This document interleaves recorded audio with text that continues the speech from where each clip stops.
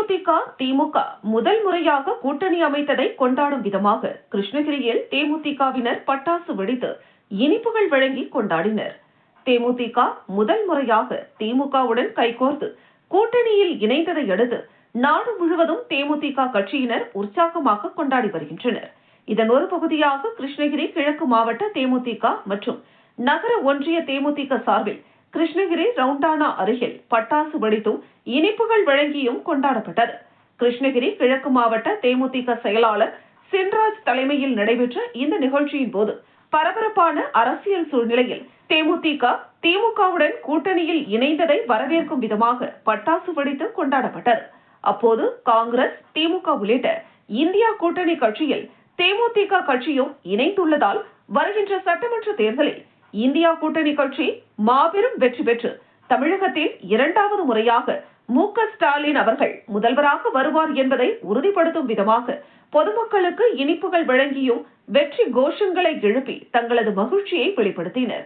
இந்த நிகழ்ச்சியில் கிருஷ்ணகிரி நகர தேமுதிக செயலாளர் ரவி, கிழக்கு ஒன்றிய தேமுதிக செயலாளர் வேட்டியம்பட்டி முருகன், மேற்கு ஒன்றிய செயலாளர் வஜ்ரவேல், வடக்கு ஒன்றிய செயலாளர் மாதேஷ், காவேரிப்பட்டினம் மேற்கு ஒன்றிய செயலாளர் விஜய் வல்லரசு உள்ளிட்ட மாவட்ட, ஒன்றிய, நகர, பேரூர் கழக நிர்வாகிகள் உள்ளிட்ட ஏராளமான தேமுதிகவினர் உற்சாகமாக கலந்து கொண்டனர்.